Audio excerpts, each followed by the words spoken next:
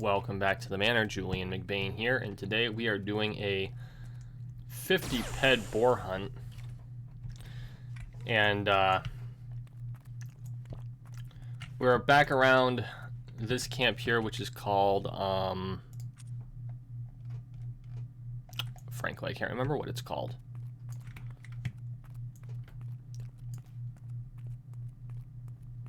Warrior Outpost, which is basically a group of tents. Should probably pop out a pet here. So we'll pop out a robot. But we're going to be hunting these boars. Hopefully we're far enough away from the outpost for those guns to not kill them. We want to see how we do. Because I've never done a controlled cost hunt on Next Island. I have done hunting, as you know, yesterday's video kind of showed, but not to really see what I can get out of a certain amount. And we're using an LR20, which seems to be the appropriate thing to use for these mobs.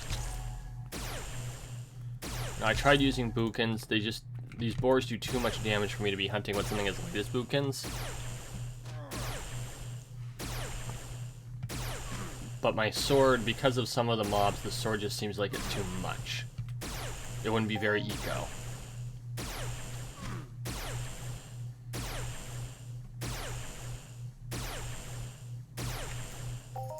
There we go.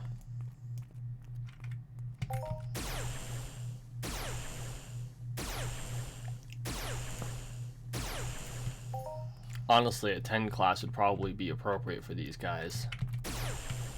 But your efficiency does go up the better your weapon gets. The big problem with melee hunting on Next Island is the way the hitboxes are designed. I mean, look at where the hitbox is for this guy. The target is on his rear. But his mesh, the collision, extends farther out than where his hitbox is, so it makes melee hunting on Next Island really difficult.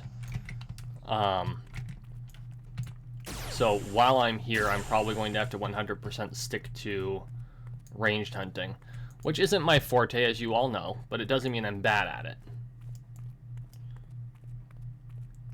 It is a touch frustrating, but that's okay.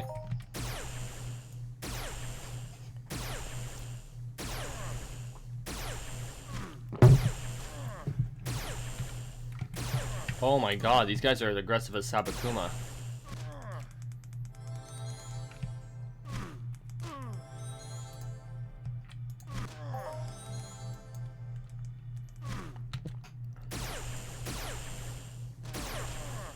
Was not expecting this.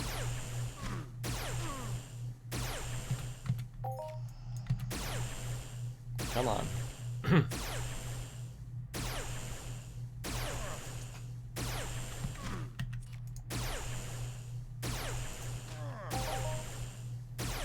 Our loot seems to be okay.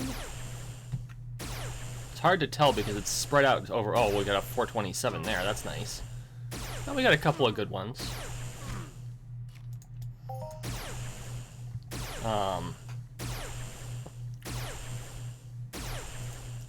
They spread it out over so many different types of loot. It's really hard to tell whether or not you're doing well or not. Because you got to be able to do all the math in your head.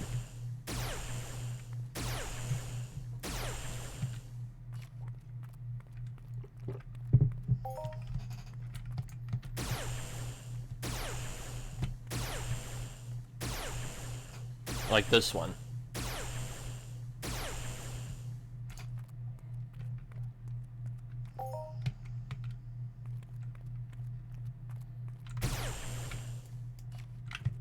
No, no.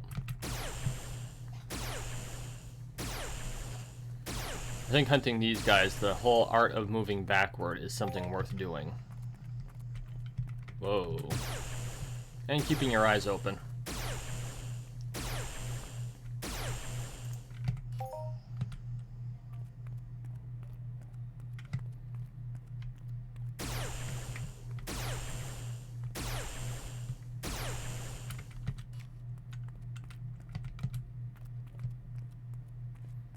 It's hard to tell who's closer.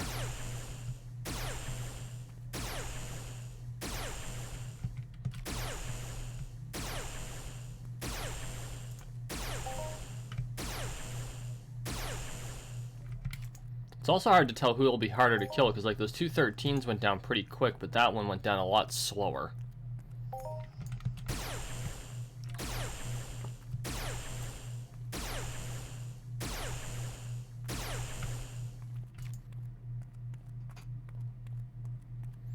I do like the terrain here, though, which is probably completely unsurprising because it's very similar to the type of terrain I'm used to hunting in at Sharpclaw Ridge on Calypso.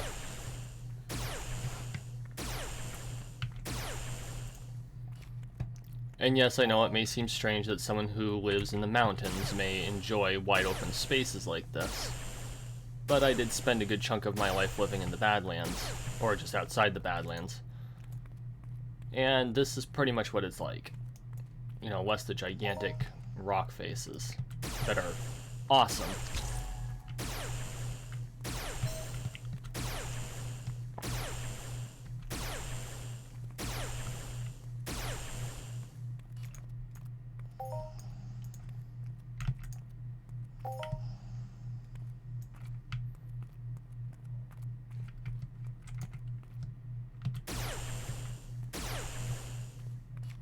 No, I didn't think I'd get credit for that.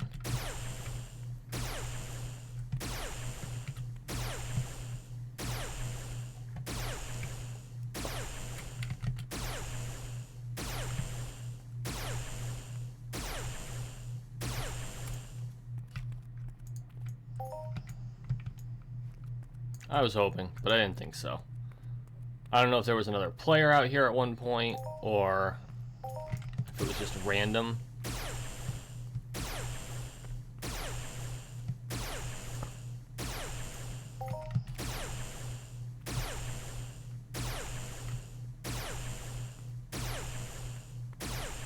There we go.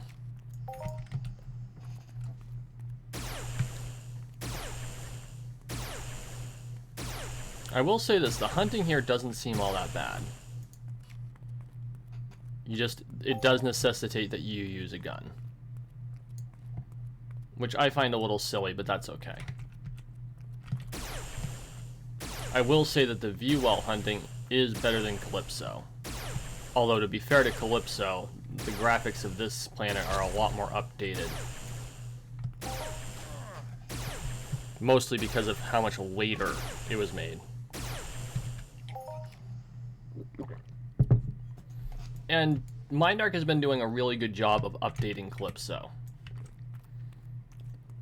It's been slow, but you can't just like... doing another gigantic, drastic change like they did when they changed engines would probably not be wise. And so I think they're doing the right thing the way they're doing it. They're slowly changing how things operate. Things are getting standard upgrades. I've already noticed that there have been 2 graphics upgrades over the last year and a half. They've been minor, but noticeable, if you know what to look for.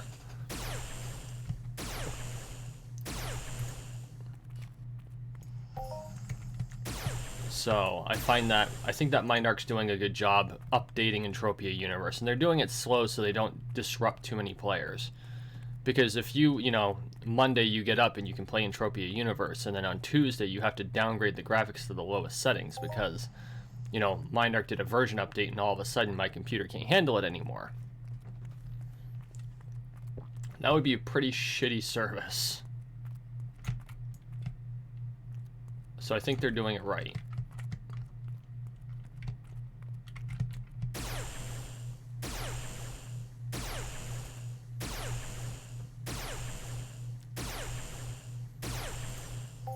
There we go.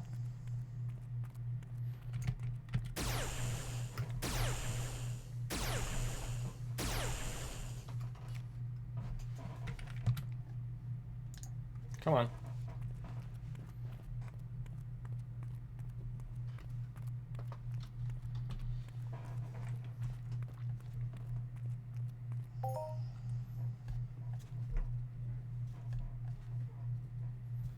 I do wish that they would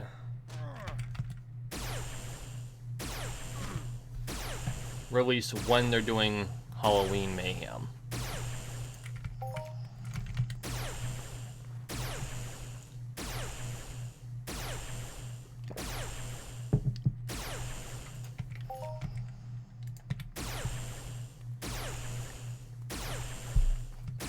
because that's an event I'm seriously looking forward to.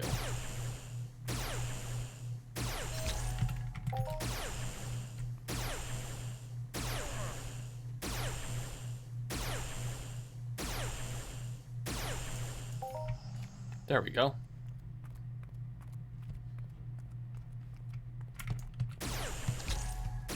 Ooh, good hit.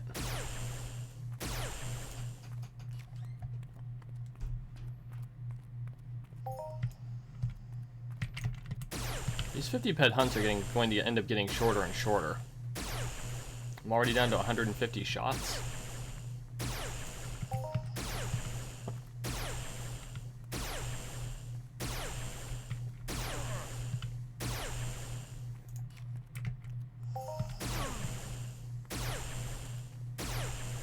Come on.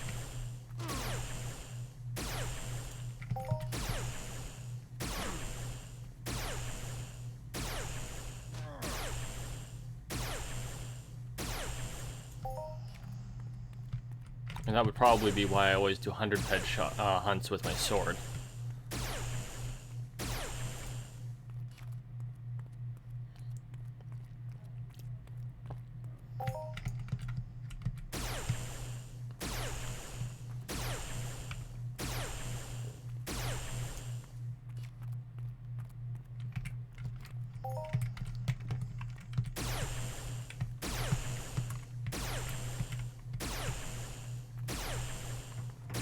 I'm really curious to see how the loot pool here works.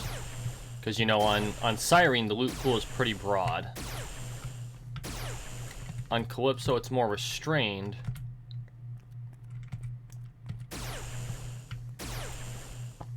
But there's more to do. Or I should say the market is better. Or, more accurately, there is a market. Ooh.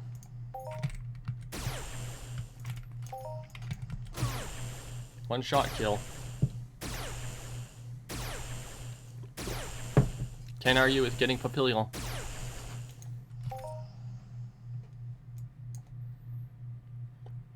Paplon, excuse me. Guess it ain't as French as I made it out to be. We got a good chunk of ammo back. We're doing okay. We got about, what, 11 ped left?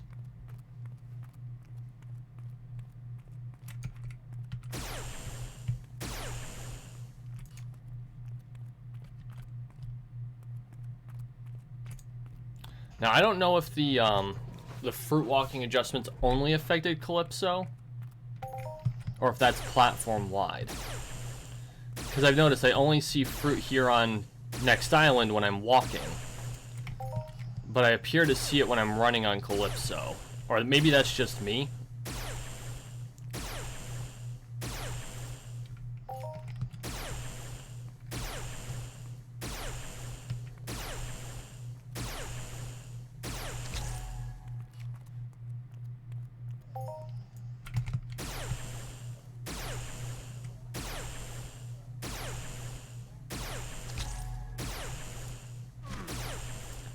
You know, it kind of bugs me that these guys are toothless. They've got those gigantic tusks and no teeth at all. It's like, what do? Gum the grass to death?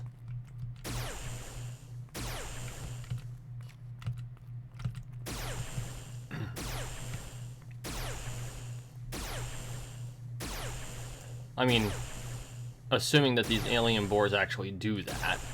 You know, they even eat grass. I have no clue what they process. Which, of course, I'm assigning actual biological function to a series of ones and zeros. And you can make fun of me for that if you like. Which, you know, now I'm probably overanalyzing. Yesterday I downloaded at the suggestion of a friend the book Speaker of the Dead, which is part of the Ender's Game series, and it's about a xenobiologist and a xenologist, which is basically an anthropologist of alien civilization rather than, you know, human civilization. And So you've got a xenobiologist and a xenoanthropologist, which they call a xenologist, which I think actually is a nice... Oh, fuck. Oh, great. You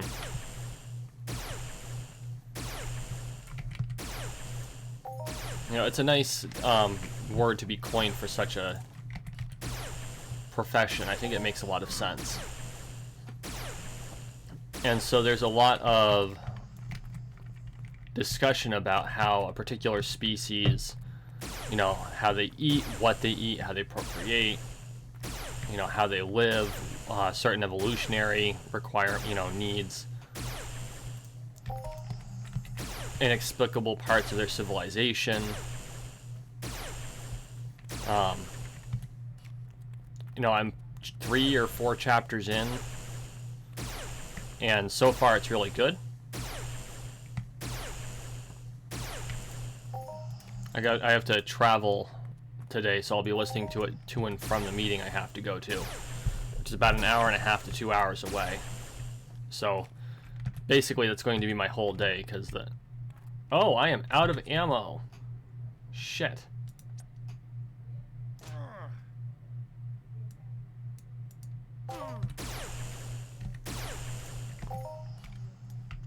Okay, guess that kind of means that's the end of the hunt.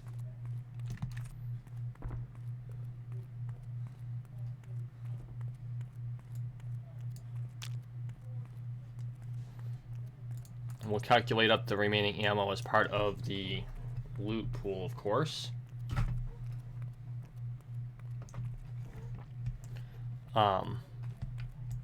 But so far it's been interesting, and so I'm gonna continue reading it and see where it goes. And okay, so 31.98 PED and ammo, because it's all reclaimed shrapnel. We'll drop this in here. 51.69. So 83.67 is our raw. Oh yeah, and the repair terminals here are actually a person. 785 in... on a 50 PED. We made a 25 PED profit, ladies and gentlemen. No joke, we made a 25 PED profit. That's incredible. I'm kind of baffled by this, actually. Not complaining, just surprised. That's awesome. You know, I'm gonna have to do more of these hunts to see if this was an anomaly, or if next island is really that profitable. Holy crap. Thank you for watching. Thank you for listening. Please like, share, and subscribe down below. We are on the road to 13 million subscribers, 1 subscription at a time, so make sure you subscribe. Guys, I really appreciate the support. I'm like in awe at how profitable this run was. You all have a wonderful day.